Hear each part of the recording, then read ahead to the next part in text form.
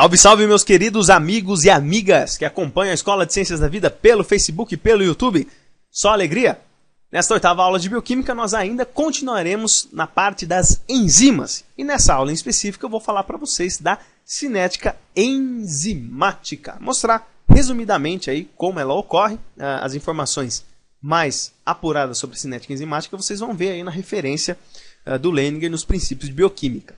Nessa aula em específico, eu vou mostrar para vocês os mecanismos gerais que nós precisamos entender para dar prosseguimento aí na aula, para cinética enzimática.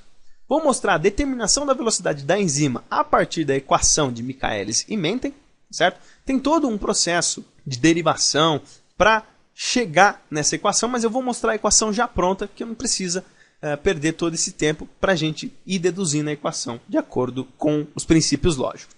Vou mostrar a determinação da velocidade de catálise, que é o kcat, que tem uma outra denominação um pouquinho diferente da equação de Michaelis e Menten, que pode resolver algumas condições de velocidades que a equação de Michaelis e Menten não consegue resolver. E por fim, vou falar do diagrama do duplo recíproco, que é um diagrama simplificado para conseguir obter determinados valores que a gente vai ver aí na cinética enzimática. Bom, para começar, nós vamos definir o que é cinética enzimática. A cinética enzimática é a velocidade com que o substrato é convertido em produto de acordo com o tempo. Então não tem mistério, né? A velocidade com que o substrato é convertido em produto de acordo com o tempo, mediado por uma catálise de uma enzima, é chamada de cinética enzimática. Para a gente entender a cinética enzimática, nós temos que rever aqui novamente essa imagem que nós vimos na aula passada, né? Que é a enzima mais o substrato, formando o complexo enzima-substrato, que forma o complexo enzima-produto, que forma a enzima e o produto livre. Cada etapa é reversível uma em relação à outra. Se nós quisermos mensurar a velocidade de uma enzima com base na equação de Michaelis e Menten, que eu vou explicar para vocês, essa etapa aqui de formação de enzima e produto, ela pode ser desconsiderada. Até mesmo porque a etapa de formação enzima-produto ela é extremamente mais rápida do que a etapa de formação de enzima-substrato. Então a gente pode desconsiderar essa parte aqui desse diagrama e reescrevê-lo novamente. Então nós temos a enzima mais substrato, formando o complexo enzima-substrato, que forma a enzima e o produto livre. Novamente, cada etapa reversível em relação à outra. E veja, como nós temos essas etapas de formação, nós temos também uma velocidade com que isso é formado a partir disso, e isso é formado a partir disso, e isso é formado a partir disso e disso. A velocidade com que o complexo enzima-substrato é formado a partir da enzima e substrato livre é chamado de velocidade K1. E a velocidade de dissociação do complexo enzima-substrato em substrato e enzima livre é chamado de K-1. A formação de enzima e produto livre a partir do complexo enzima-substrato é chamado de K2. E a formação da enzima complexada com o substrato a partir do produto e enzima livre é chamado de K-2. Veja, esse K-2 ele depende da velocidade de formação do complexo enzima-produto.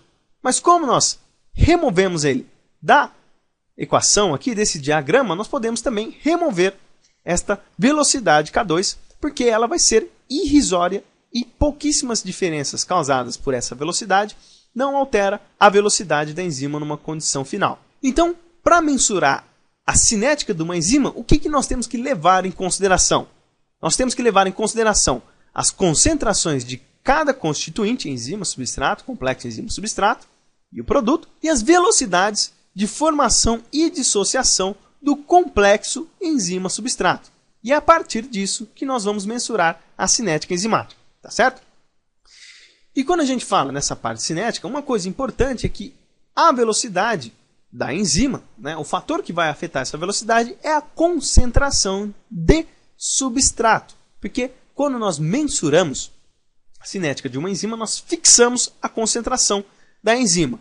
Então, a única coisa que vai variar é a concentração do substrato. Porém, para medir a velocidade, né, estudar os efeitos da concentração do substrato é complicado, pois o mesmo se altera no curso de uma reação enzimática, né? Então, se você vai medindo a conversão do substrato em produto de acordo com o tempo, você precisa dosar o substrato. E muitas vezes, dosar o substrato é muito complicado. Para tanto, é muito mais fácil mensurar a velocidade inicial, o V0, quando a concentração de substrato é muito maior que a concentração da enzima. Então, o que eu falei para vocês? Em experimentos de cinética enzimática, nós fixamos a concentração da enzima e variamos a concentração de substrato. Mas numa condição inicial, nós sempre colocamos muito mais substrato do que enzima. E sempre fica muito mais fácil realizar apenas uma única medida, ou seja, nos primeiros 60 segundos de cinética enzimática.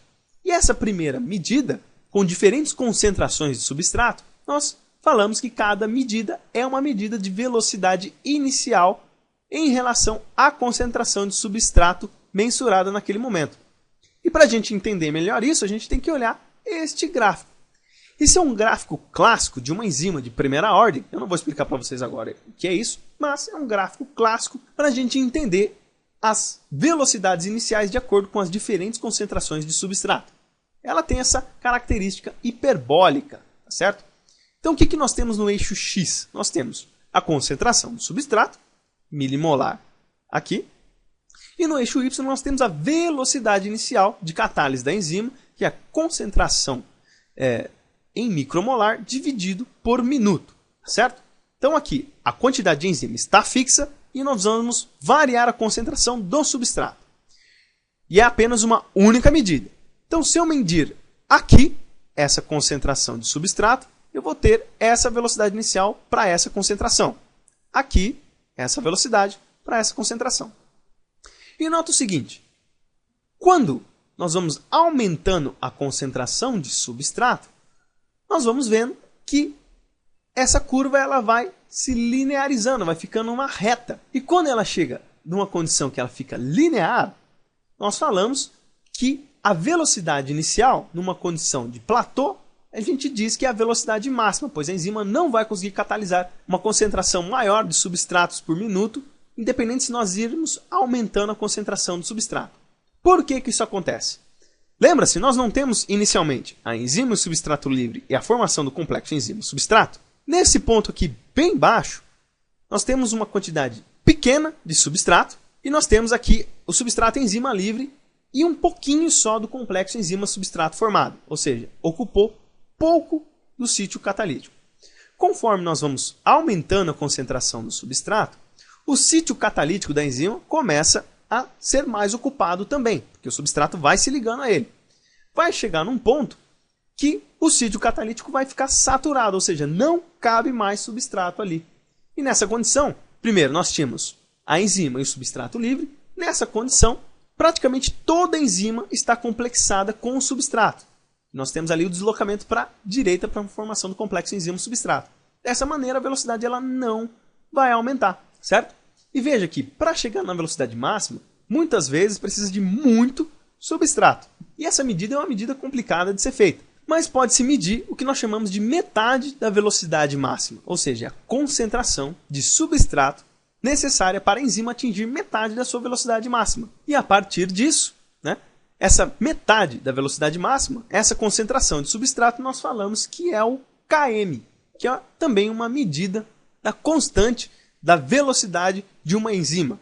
E quando se chega nesse valor, o Km ele é utilizado para comparar diferentes velocidades aí de diferentes enzimas. É uma medida de eficiência de catálise da enzima. Muitas pessoas confundem o Km como sendo uma medida de afinidade. Mas, de fato, o Km é apenas uma medida de velocidade. Ele não vai influenciar na afinidade de formação do complexo enzima-substrato. Beleza? Bom, vamos passar agora para a parte da equação de Michaelis e Menten para a gente conseguir entender como aquele gráfico vai se formar. Para a gente entender a equação de Michaelis e Menten, a gente tem que entender que a chave para o entendimento do comportamento cinético de uma enzima se baseia na concentração do complexo enzima-substrato. Lembra na imagem anterior? Quando eu falei que a concentração baixa do substrato, nós temos a enzima livre em maior quantidade. Se nós vamos aumentando a concentração do substrato, a enzima vai se complexando com esse substrato para formar o complexo enzima-substrato. E é a partir disso que nós vamos conseguir mensurar a velocidade inicial de uma enzima a partir de um cálculo. Então, para isso, nós temos que levar novamente em consideração esse diagrama. Então, como eu falei para vocês, a concentração do substrato está bem elevada.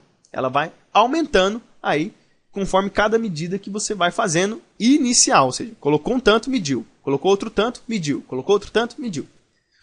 Como o substrato está numa quantidade muito maior do que a enzima, ocorre um deslocamento do equilíbrio para a direita para a formação do complexo enzima-substrato. Então, conforme vai aumentando o substrato, vai aumentando o complexo enzima-substrato. Porém, esse complexo, quando ele se forma, ele também vai se dissociar para formar a enzima e o produto livre. Então, a concentração do produto vai aumentando. E se nós não variarmos o substrato, esse complexo enzima-substrato vai diminuindo para deslocar a formação de produto. Mas veja, se a concentração de substrato estiver bem alta, que geralmente ela é sempre bem alta para mensurar a cinética de uma enzima, a formação do complexo enzima-substrato, a velocidade de formação e dissociação, começa a ficar constante. Então isso daqui começa a não variar de acordo com o tempo. E a partir dessa não variação, que é possível nós medirmos a velocidade de uma enzima com base na equação de Michaelis e Menten. Então, na primeira condição, quando nós colocamos a enzima e o substrato numa solução, que é o momento zero, colocou no exato momento, então nesse ponto, zero da enzima está complexado com o substrato. Nenhuma enzima se complexou com o substrato. Nós chamamos de estado pré-estacionário. Aí, a enzima vai começar a se complexar com o substrato e vai formar o complexo enzima-substrato. E ele também vai se transformar aqui na enzima e o produto livre. Mas conforme ele vai captando esse substrato, isso daqui, a velocidade de formação disso vai ficar igual à velocidade de dissociação para a formação do produto. Então, nós dizemos que este estado de equilíbrio aí, constante da concentração do complexo enzima-substrato, nós chamamos de estado estacionário. É estado estacionário porque isso não vai variar de acordo com o tempo, conforme a cinética vai se escorrendo por conta do excesso de substrato. Bom, como a equação de Michaelis e Menten vai se basear no complexo enzima-substrato, nós falamos que essa cinética é uma cinética do estado estacionário. E a partir desses dados, nós temos o quê? As velocidades de formação do complexo enzima-substrato, as velocidades de dissociação e as concentrações do substrato, que é o ponto importante para mensurar a velocidade de uma enzima. Então, a equação de Michaelis e Menten, o que ela é?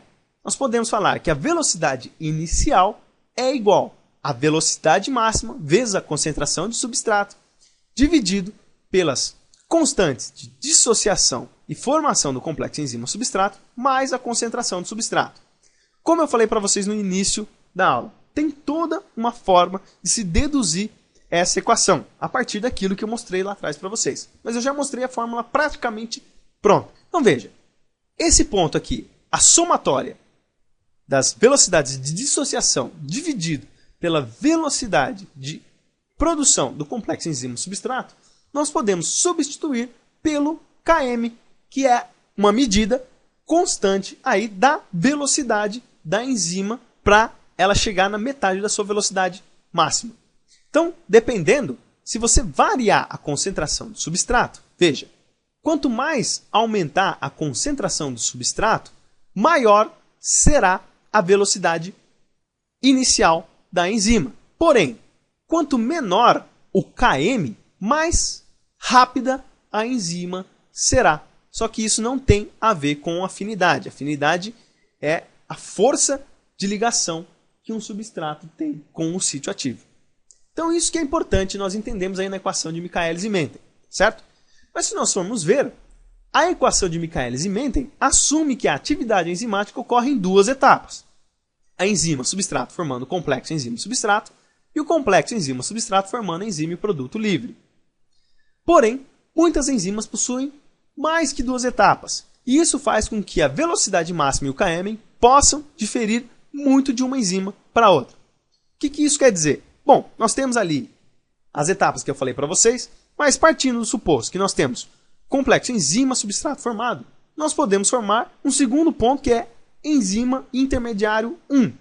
Nós podemos formar a enzima intermediário 2, enzima intermediário 3, enzima intermediário 4. E isso pode variando de enzima para enzima. E isso pode mexer na velocidade máxima de uma enzima e no Km dela. Então, utilizar a velocidade máxima como um parâmetro para medir a velocidade de uma enzima que tem mais de duas etapas dificulta muito a sua mensuração.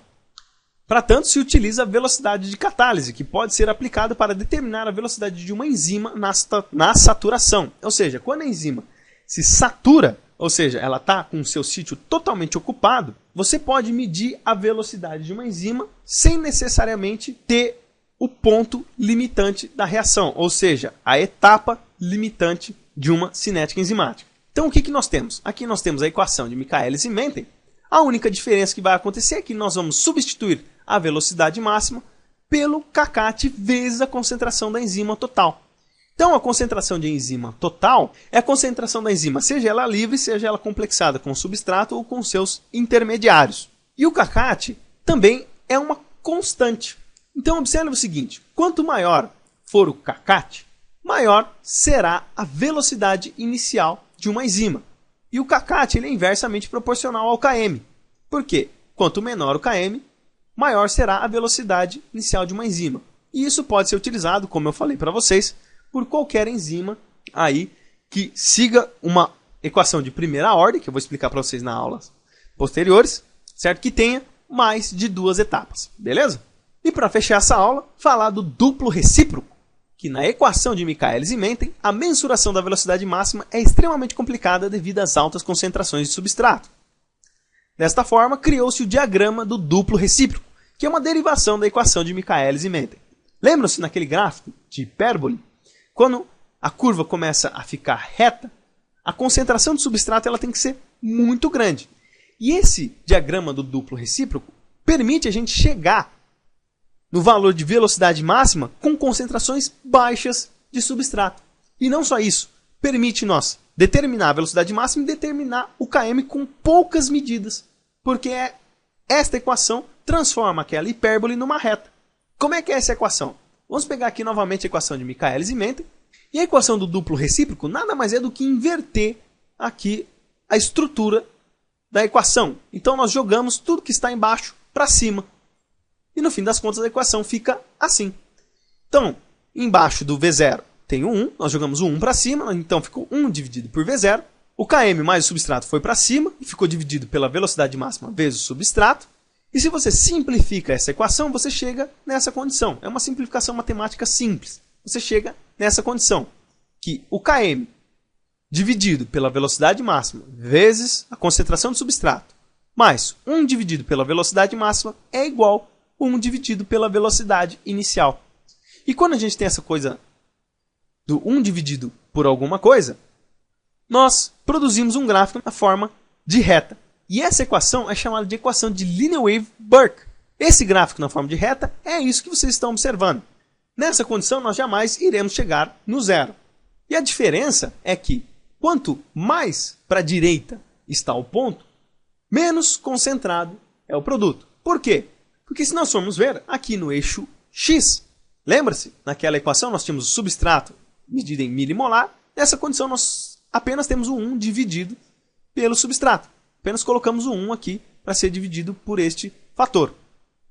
E aqui no eixo Y a mesma coisa, que é a velocidade inicial em micromolar por minuto, porém o 1 dividido pela velocidade inicial. Então tudo que estiver mais para a direita está menos concentrado do que à esquerda. E como é uma reta, se a gente fizer poucas medidas, nós podemos determinar a estrutura dessa reta a partir da equação da reta, que é y igual a vezes x mais b. E cada condição, cada ponto da reta tem um significado. Por exemplo, a inclinação, que é o A, né, a tangente de alfa, corresponde a o Km dividido pela velocidade máxima. O intercepto aqui do eixo Y, quando o eixo Y intercepta o eixo X no zero, nós conseguimos mensurar a velocidade máxima. E quando o eixo X intercepta o eixo Y no zero, nós temos aí a mensuração do Km. Então, com 3, 4 medidas, nós conseguimos determinar facilmente a velocidade máxima e o Km. Aí é só resolver essa equação que nós chegamos nesses valores. Naquela equação de hipérbole, nós teríamos que fazer várias medidas, vários pontos, para conseguir determinar o Km e a velocidade máxima. E isso despenderia muito trabalho. Por isso, se criou essa equação aí do duplo recíproco. Beleza pura? Bom, foi essa referência então que eu utilizei para vocês, novamente os princípios de bioquímica aqui do Leninger, tá? O capítulo ele tem mais informações sobre essa parte cinética e enzimática, então se vocês tiverem algumas dúvidas, consultem os livros. Mas também vocês podem me consultar, mandem informações, dúvidas, sugestões, críticas aqui no YouTube ou lá na página ou no grupo da Escola de Ciências da Vida no Facebook ou no meu próprio Facebook. Todas as informações estão aqui no descritivo desse vídeo, tá certo? Então participem. Se vocês gostaram do vídeo, curtam ele, compartilhem, se inscrevam no canal. Quanto mais vocês fizerem isso, mais os senhores me ajudam a divulgar os vídeos aqui da Escola de Ciências da Vida. Beleza? Então é isso aí. Espero que vocês tenham gostado dessa aula. Forte abraço a todos e fiquem com Deus. E até a próxima aula.